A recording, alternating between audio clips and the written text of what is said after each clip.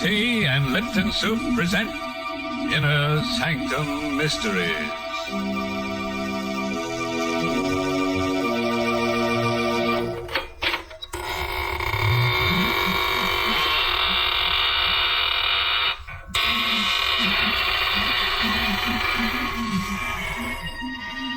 Good evening, friend. This is your host of the Inner Sanctum inviting you in through the creaking door. Come on in and enter into the spirit of things. Don't pay any attention to those gurgling sounds you hear. They're the unfortunate ones. The midnight spirits who were caught haunting before midnight. Poor things. All they can do now is gurgle, because they've evaporated into distilled spirits. What a horrifying thought, Mr. Host. Can't we ever talk about the brighter side of life? Well, don't forget, Mary, murder is my business. Well, thank goodness it isn't mine. And right now, I'd much prefer to talk with our Lipton listeners about something more conducive to happy spirits. I mean, a cup of hearty, piping hot Lipton tea. You know, it's really wonderful, the extra delight you get from this superb tea, friends. And the reason is simply this. Lipton's grand brisk flavor.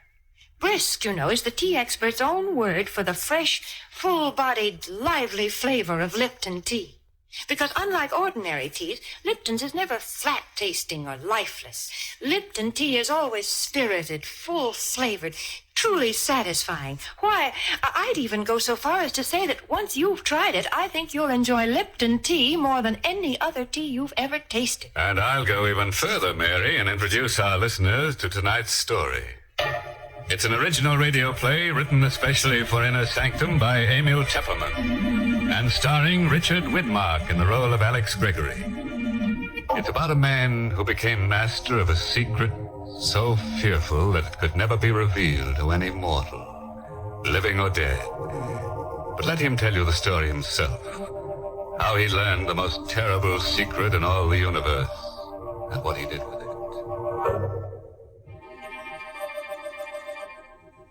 It was an evening in September, the 15th to be exact, when I first learned of the existence of elixir number 4. It happened at Professor Jarman's house just off the college campus. You've heard of Jarman, of course. He was to chemistry what Einstein is to physics. But it was his daughter Elaine that I was interested in that evening in September when I rang their bell. Hello, Alex. Oh, gosh, is it that late? I'm not even dressed. Hi, sweet. Snap it up, will you? The last show starts at 8:30. Oh, it won't take me long. Wait for me in the library. I'll be ready in a jiffy. I knew my way around the house. I went into the library, and the first thing I noticed was that the door to Professor Jarman's private study was ajar. This had never happened before. The private study and the laboratory beyond were forbidden territory in the Jarman home. Not even Elaine was allowed in there. And now the door was open. I'd heard stories of Jarman's experiments with new and secret formulae. So here was a chance, a possible chance to find out what the old codger was working on. I couldn't resist. I pushed open the door and I stepped into the private study. I could hear Jarman in the lab talking to himself. Elaine had told me once that he always talked to himself in the lab. I stood quietly in the study, but I couldn't make out what he was saying in there. I looked around. The study was just a small cubbyhole with a chair, a bookcase, and a desk. And on the desk, I saw the open diary. A single sentence was written on the open page. I stepped closer. And then I got the first shock. For that sentence was written in Latin. My Latin was rusty, but I was able to decipher the words, Vitae secretum in elixir quartum perpetus habeo. In elixir number 4, I have the secret of perpetus life. Perpetus. That was the one word I couldn't seem to place. In elixir number 4, I have the secret of something. Life. I was puzzling over that word perpetus when suddenly the laboratory door was flung open. What are you doing at my desk? Hello, Professor Jarman. I asked you, what are you doing at my desk? Well, the study door was open. I thought I'd see if you were in here. You were reading my diary. Oh, no, Professor. You saw the entry in my diary. Oh, really, Professor, I assure you. You read Latin. Latin? Well, I don't understand. You're sure you don't understand that? No, I don't. Alex, ready? Well, is anything wrong? Elaine, I've told you time and again, no one is to be admitted to my study. Oh, I'm sorry, Dad. You must have left the door open. Oh, Alex, you shouldn't I'm have terribly come. sorry, Elaine. I found the door open and I thought Professor Jarman was in here. I just wanted to say hello. All right. No harm done, as long as you can't read Latin. Now get along, you two. I'm busy, but keep out of my study hereafter. I took Elaine to the movies, but I haven't the faintest recollection of what the picture was about. Through my mind kept running that Latin sentence, vitae secretum in elixir quartum perpetus habeo. When I said goodnight to Elaine at her door after the show, I hurried home to my room and I got out an old Latin dictionary. I looked up the word perpetus. And then I got a strange, cold feeling down my spine. For the word perpetus meant perpetual. The Latin sentence which Jarman had written in his diary meant, in elixir number 4, I have the secret of perpetual life. Professor Jarman had discovered the secret of immortality.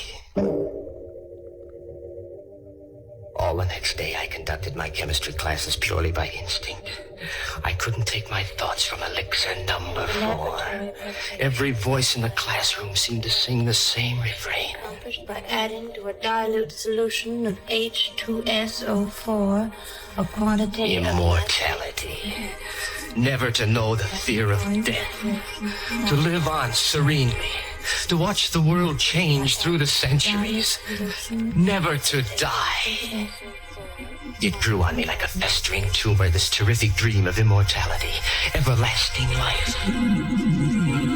I had to have elixir number 4. In the afternoon, the first free period I had, I went down the hall to Jarman's office.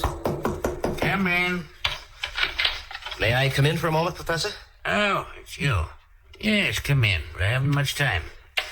Professor, I want to apologize for last night. Let's forget about it. No harm done. Well, whatever it was you had written in your diary, it must have been pretty important. Oh, no, not at all. Only some chemistry notes. Nothing of any importance. Just something I've been experimenting with. Well, I'd be very glad to assist you, Professor. Anything I could do, That's very kind of you, young man, but I don't need any assistance, thank you. As a matter of fact, the experiment is completed. You mean you're all finished? All but the practical application. Oh. Well, couldn't I help you on that? It won't be necessary. Tonight, I'm taking the last step. Tonight? I knew what that meant. Tonight he was going to use elixir number 4. He was going to administer it to himself. I had to act tonight or never. Jarman's keys were on his desk. I distracted his attention and I managed to pick them up without his noticing. Then I hurried across town to a locksmith and had him make duplicates of Jarman's house key, his study key, and his laboratory key. Then I returned to the college and I managed to replace the keys on Jarman's desk while he was out. Now, I was ready for an adventure into immortality.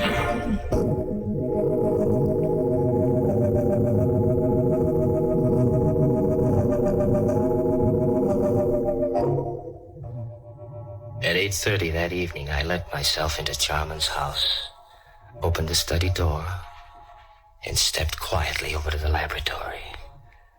I knew Elaine was at a sorority meeting.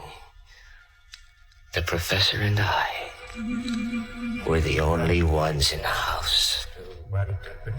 Jarman was standing at the lab table with his back to me, talking away to himself. There was a small vial on the table Elixir number and a 4. hypodermic syringe alongside it. The quantity administered yesterday will be sufficient. At my age, since my blood is too thin, I require the additional dose. But a younger man would need only one injection to cause the necessary type change in his blood. Who's that? Good evening, Professor Chalmers. I hope I'm not interrupting. What are you doing here? How did you get in? So elixir number 4 changes the bloodstream, eh? What do you want in here? Quit stalling, Professor. I know what elixir number 4 is. So this is it.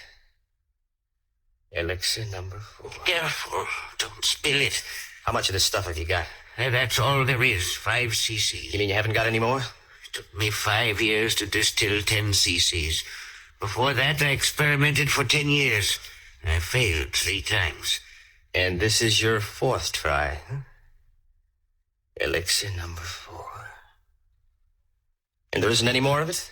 It'll take me 5 years more to make up another batch. Please be careful. Don't drop it. Don't worry, I won't. You said this is enough to make the average man immortal. Me, for instance? It's not for you. You hear me? Not for you. Oh, yes, it is, Professor. It's for me. I won't let you... What are you doing with that mallet? What do you think? No. I'm so sorry, Professor. Wait, I'll let you have it. Don't kill me. I've got to kill you. When I take this dose of elixir number 4, I'll be immortal. And I don't want anyone to know it. Go away, you fool. You'll never enjoy your immortality. You'll wish you were dead 1,000 times. I'll come back to remind you,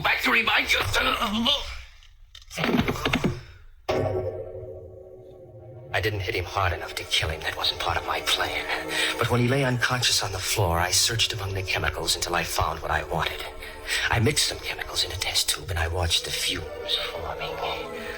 Then I held the test tube against Jarman's mouth, forcing the deadly gas into his lungs. When I was sure he was dead, I wiped the tube clean of my fingerprints and put it back in the rack. Then I picked up the vial of elixir number 4, the hypodermic syringe, and I hurried away, locking all the doors behind me. As soon as I got home, I filled the hypo with elixir number 4, and I gave myself the injection. Almost immediately, I felt a strange radiance pervading my body. A new strength was flowing in my blood. I was immortal. I couldn't die. I would go on living and living and living forever.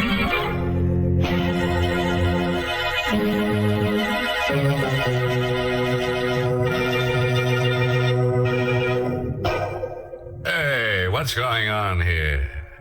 What's all this about living forever? If you ask me, it would be more of a curse than a blessing. Now, just suppose we all took a shot of this elixir number 4. I think of all the people who'd lose their jobs.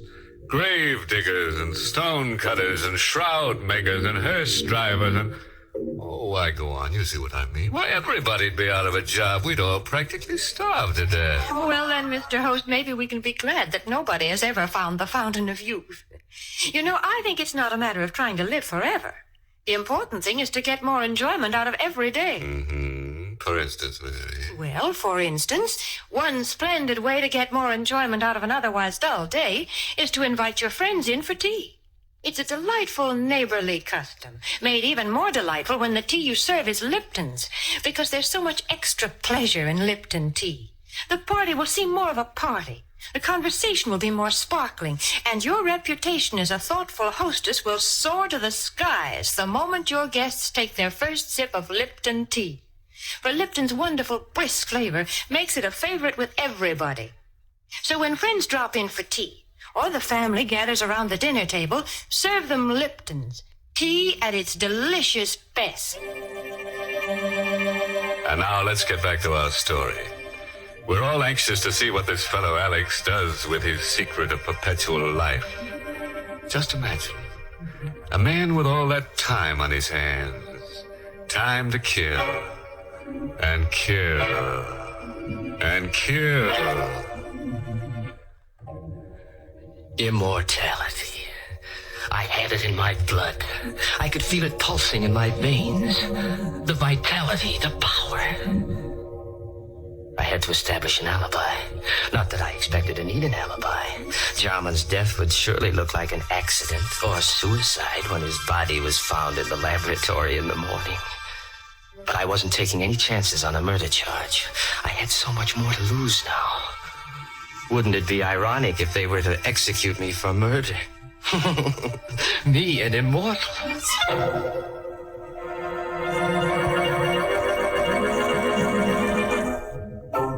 Next morning, I stopped at Jarman's house and rang the bell. I knew Elaine must have gone right to bed when she returned from the sorority meeting last night, because she never disturbed her father when he was in the lab. But now, when she discovered that he hadn't been to bed all night, she'd want to investigate. And I wanted to be there when the body was found. Oh, good morning, Alex. Hello, sweet. What's wrong? You look worried. Come on in. Alex, I am worried. Dad's still in the lab. He didn't go to bed last night. Well, what of it? He must be working on something big. No, I'm afraid something's happened. I knocked at the door just now and there was no answer. The door was locked? Well, yes, but I have a pass key. I wonder if I ought to use it. Well, of course you should. Well, please, Alex. You come with me. Of course, darling. Together, we opened the laboratory door. I was all set to act horrified when we discovered the body on the floor. But there was no need to act. I was horrified. For the lab was empty. There was nothing on the floor. The body of Professor Jarman was gone. I don't know for how many hours after that I walked the street, confused, frightened, and uncomprehending. I tried to reason it out, how Jarman's body had walked out of that lab. There was only one solution. Jarman had already taken one dose of elixir number 4. It must have counteracted the poison that I'd forced into him. He must have gotten up and then walked away. But where? And why? I recalled what he'd said before I hit him with the mallet.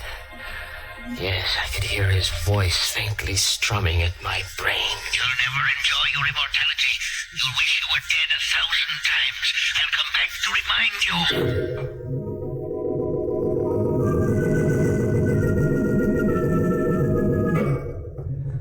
The next day, I went to Elaine's house, and I saw that she was taking her father's disappearance pretty hard. Oh, Alex, I don't know what to make of it. Do you think that Dad... that he's... No, take it easy, baby. Maybe he's just suffering from amnesia. Maybe he just walked out of the house. He might turn up tomorrow. I have a terrible feeling, Alex, that he's dead. What makes you think so? Oh, I don't know. No, please, Elaine. That won't do you any good. Oh, but it's the uncertainty. If I only knew for sure. Alex, do you believe in mediums? Communicating with the dead? Do you believe a medium can put you in touch with the dead? Oh, is that what you're thinking of, darling? Going to a medium? But don't you see, Alex, if Dad is dead, maybe... I was worried, too. I had to know if Jarman was dead or alive. I had to know before I could start enjoying life. Yes, that might be a good idea, Elaine. Can't hurt to try.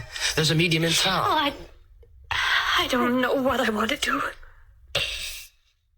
Let me think about it. Well, sure, darling.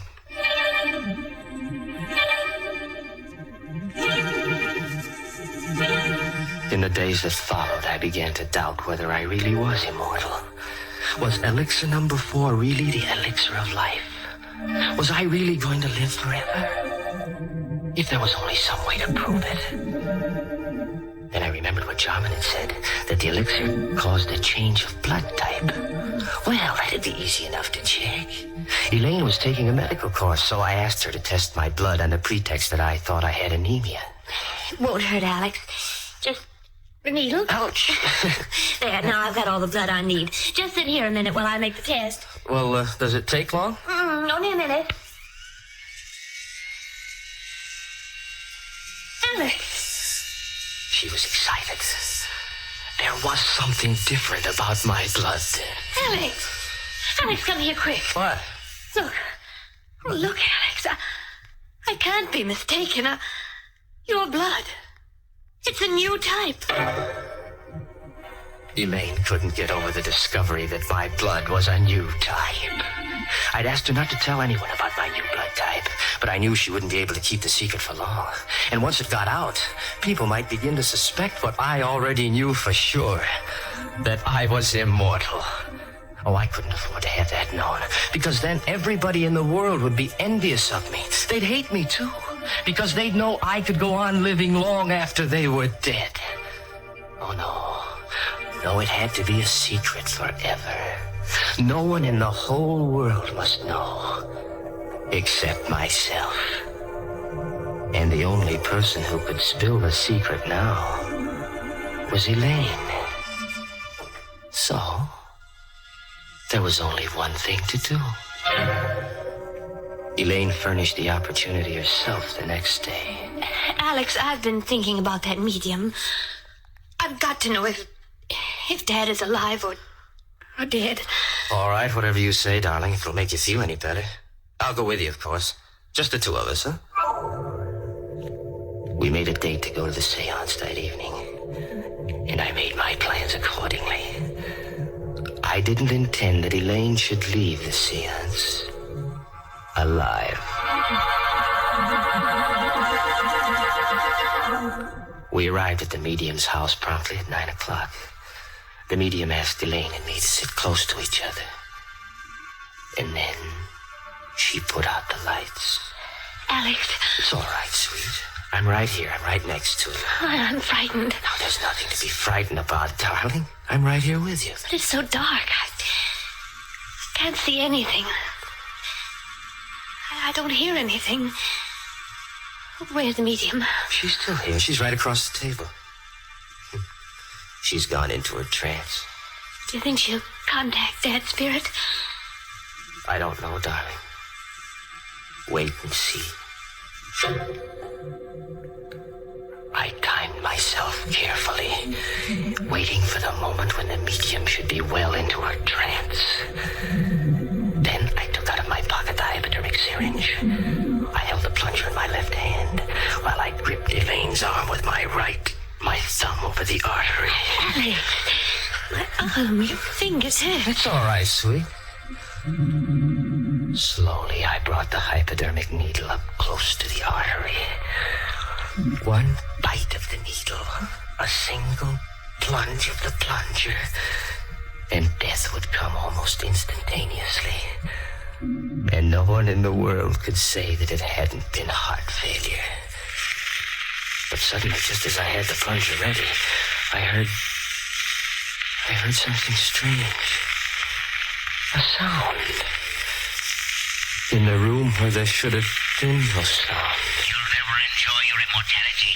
You'll wish you were dead 1,000 times. I'll come back to remind you. Back to remind you. The voice of the dead. Back to remind you. Shaman, where are you? Back to remind Shaman, stop. You're dead. You're dead, Shaman. You can't be talking. You're dead. Back to remind you. I saw your dead body. I killed you myself.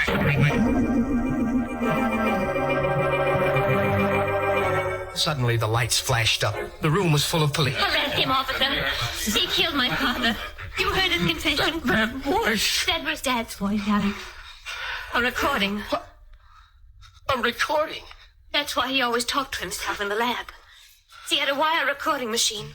He talked while he carried on his experiments so that there'd be a permanent record. The wire recorder picked up everything that was said in the lab the night you killed him. But we could never have proved it was your voice in court if you hadn't confessed just now. Yes, but the body. I found Dad dead that night when I got back from the meeting. I hid the body until I could find his murderer. And now, Alex, I found him.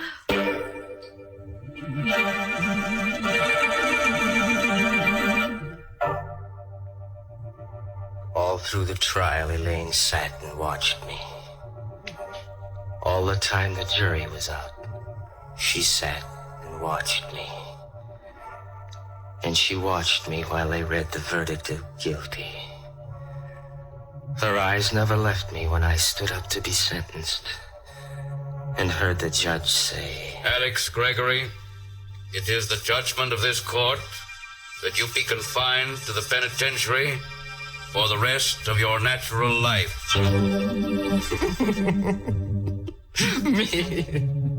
Me of all people. Me sentenced to imprisonment for life. Me in whose veins runs the precious elixer number 4. Imprisonment for the rest of my natural life, which means forever.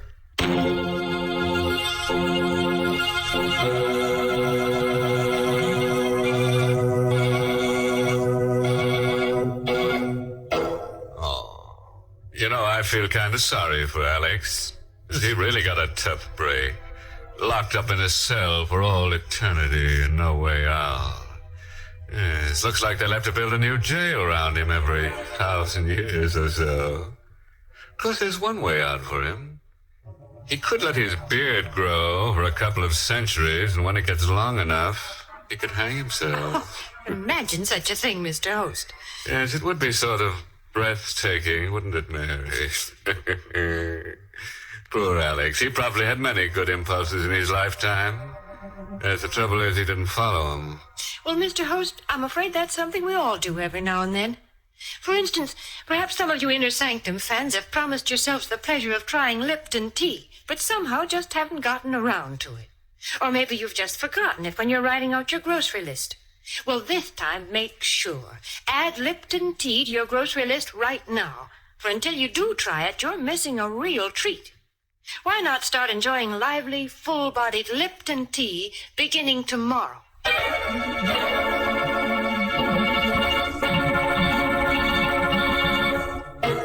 And now, friends, before I say goodnight, here's a pleasant bit of philosophy. Biologists tell us that all life starts in a little cell, and for convicted murderers, it ends there, too. Oh, by the way, this month's Inner Sanctum mystery novel is Death in the Limelight by A.E. Martin. And next week's Inner Sanctum story, brought to you by the makers of Lipton Tea and Lipton Soup, and directed by Hyman Brown. Next week's story is called You'll Never Escape. So, if you feel in a capturing mood, join us next Tuesday. Until then, good night. Pleasant dream.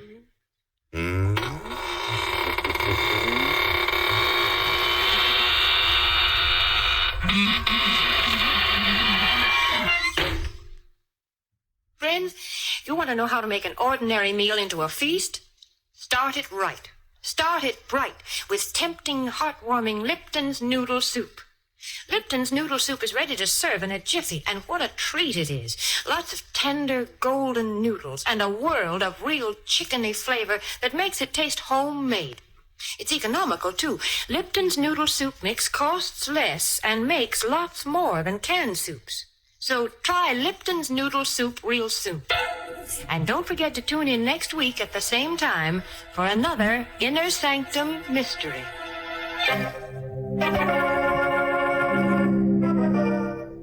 This is CBS, the Columbia Broadcasting System.